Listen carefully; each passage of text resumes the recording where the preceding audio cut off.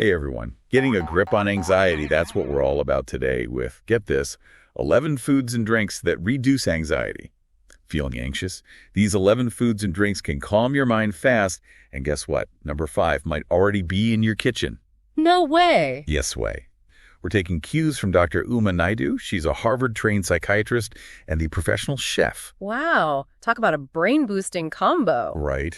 She even wrote a book called, Calm Your Mind with Food, a revolutionary guide to controlling your anxiety. She actually directs nutritional and lifestyle psychiatry at Massachusetts General Hospital and teaches at the Cambridge School of Culinary Arts. So, yeah, she knows what's up. That's amazing. It's incredible how much what we eat can actually, impact how we feel. Absolutely. So first on Dr. Naidoo's list, who doesn't love chocolate? Oh, yeah. But hold on, we're talking 95% dark chocolate here, not milk chocolate, the kind packed with polyphenols. Right. Those polyphenols are key. They're like little warriors that go in and fight those pesky stress chemicals in your brain. Yeah. Plus, dark chocolate's good for your gut. And you know what they say? A healthy gut means a happier brain overall. It's a win-win for chocolate lovers. Okay, next up, fermented foods. We're thinking kimchi, yogurt, anything with that good bacteria. Yes. Boosting something called GABA. That's what we're talking about. It's a neurotransmitter that calms your brain down. But, and this is important, not all yogurt is created equal. You want plain, unsweetened yogurt with live cultures. That's where the good stuff is. Gotcha. So, ditch the sugary yogurt and go for the real deal. Now, this next one is interesting. Saffron. Ooh, fancy. Saffron has actually been studied for its impact on anxiety and depression, and the results are promising. This spice is packed with over 150 phytochemicals. Hold on. Back up a second. Phytochemicals, what exactly are those? Ooh, good question. They're natural compounds found in plants. Think of them like little shields protecting your cells from damage. Interesting. Yeah, they can reduce inflammation, fight off those harmful free radicals, maybe even boost your mood. Wow, so saffron is a tiny spice with a big impact. All right, let's move on to herbal teas. Dr. Naidoo specifically calls out rosemary, lavender, chamomile, and rooibos. Love those. Each of those has shown, some potential in dealing with anxiety. Keep it simple, though. Just steeped tea, none of those sugary concoctions. So put the kettle on and let those herbs work their magic. Okay, this next one I bet you have in your kitchen, turmeric. You probably do, but again, no added sugar. The magic ingredient here is curcumin. Some research suggests this stuff might be even more effective in treating anxiety than depression. Wow, really? Yeah, and a little pro tip. Pair turmeric with black pepper to help your body absorb it better. Black pepper. Never would have thought. Okay, this one sounds a little more, should we say, exotic. Kava. It's definitely unique. Kava is actually a ceremonial drink in the Pacific Islands. And while some studies show it might help with anxiety, there are also some concerns about its effects on the liver. Oh, wow. Yeah, so proceed with caution on this one and definitely talk to your doctor before trying it, especially if you have any liver issues or take medications. Good advice. Better safe than sorry. Speaking of gentler options, Passionflower Tea sounds lovely and effective. It really does. And the research backs it up. Some studies suggest Passionflower Tea can be just as effective as some anti-anxiety medications, for quick relief. But without all the unwanted side effects, it's even been used to help people during, panic attacks. Wow, that's amazing. Definitely adding that to my shopping list. Okay, next up we have ashwagandha.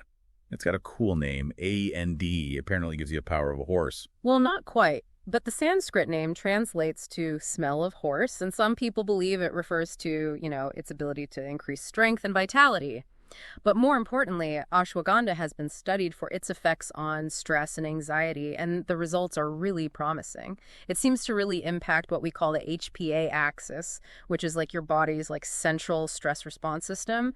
And by helping to regulate that system, ashwagandha can make you less reactive to stress overall. So it's like taking the edge off those everyday stressors. I can see how that would be really helpful for anxiety. Okay, what's next on our list of anxiety busters? Have you heard of berberine? Yeah, I think so. Yeah, it's getting a lot of buzz these days. It's even been called nature's Ozempic. Oh yeah, right. But I thought that was more for blood sugar and weight management. It is. But it also shows some real potential in helping with anxiety. Berberine comes from the barberry plant, and it seems to work by, impacting certain neurotransmitters in the brain. It just goes to show how interconnected our physical and mental health really are. Totally. It's like taking care of your body, taking care of your mind, and vice versa. All right, 2 more to go. We've got Ginkgo biloba and Ginseng. Those sound like straight out of like a traditional medicine cabinet. Exactly. Ginkgo biloba has been used for centuries to improve memory and cognitive function. And ginseng is known as a powerful, what we call adaptogen. That means it basically helps your body deal with stress more effectively. While more research is needed on their specific effects on anxiety, both have shown some promising results in, easing those feelings of worry and tension. Wow, it's amazing how those ancient remedies still hold up today. Okay, last but not least, we have Rhodiola rosea, also known as roseroot. What's the deal with this one? This one's a survivor.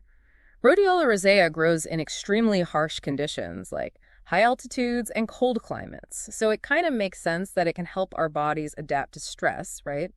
Studies have shown it can significantly improve anxiety symptoms, even in people with generalized anxiety disorder. Wow, talk about tough as nails. It's like Mother Nature's own anxiety fighter. Okay, so we've covered a lot of potential allies in the fight against anxiety. But what about the other side of the coin? Are there things we should, be avoiding to keep our anxiety in check? Absolutely. It's not just about what we add to our diets, but also what we limit. Dr. Naidoo points out a few usual suspects when it comes to anxiety triggers. You might be surprised at the connection. Okay, hit me with it. What should we be cutting back on? Let's start with the obvious one, too much sugar and refined carbohydrates. We're talking like sugary drinks, processed snacks, that kind of thing. Yeah, that makes sense. Sugar rush and crash, not exactly the recipe for a calm mind. Exactly. Those blood sugar spikes and crashes can leave you feeling, jittery, irritable, and, more anxious. And it's not just the sugar itself, right?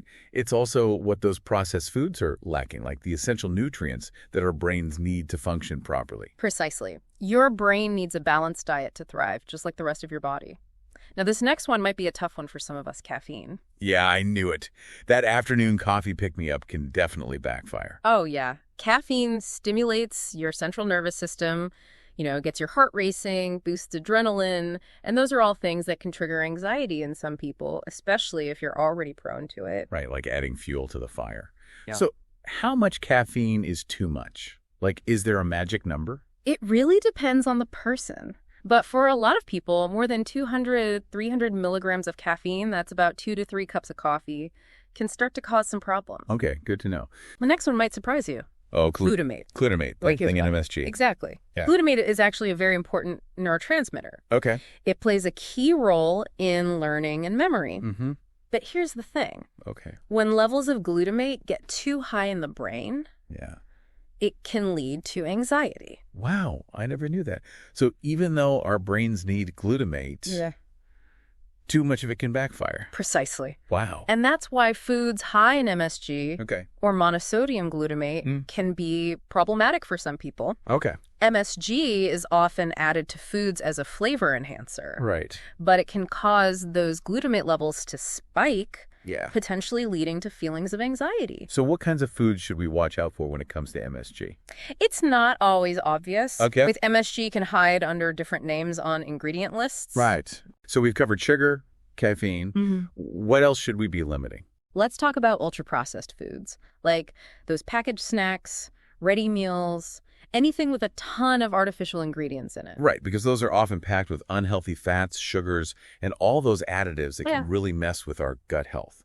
And we know that's connected to our mental health. Totally. It's all connected. So yeah, while ultra-processed foods might be convenient, they're not doing our anxiety any favors. It's amazing how much power we have over our well-being just from the choices we make about what we eat and drink. It really is. Small changes can make a huge difference in how you feel, both physically and mentally. So true. Like Dr. Naidoo says, these foods and drinks aren't magic bullets, but they can be powerful allies in managing anxiety. And it's awesome how many delicious options there are. I'm already thinking about adding some dark chocolate and turmeric to my grocery list. Definitely do it. And hey, remember, it's always a good idea to talk to your doctor or a qualified healthcare professional before you make any big changes to your diet or start any new supplements, especially if you're already dealing with anxiety or other health concerns. They can help you come up with a plan that's safe and effective for you. Great advice. Well, that's about all the time we have for today. I hope you enjoyed this look at how the foods we choose can help us feel calmer and more at ease. If you want to learn more about Dr. Naidoo and her work, check out her book, This Is Your Brain on Food. Until next time, take care of yourselves and make every bite count.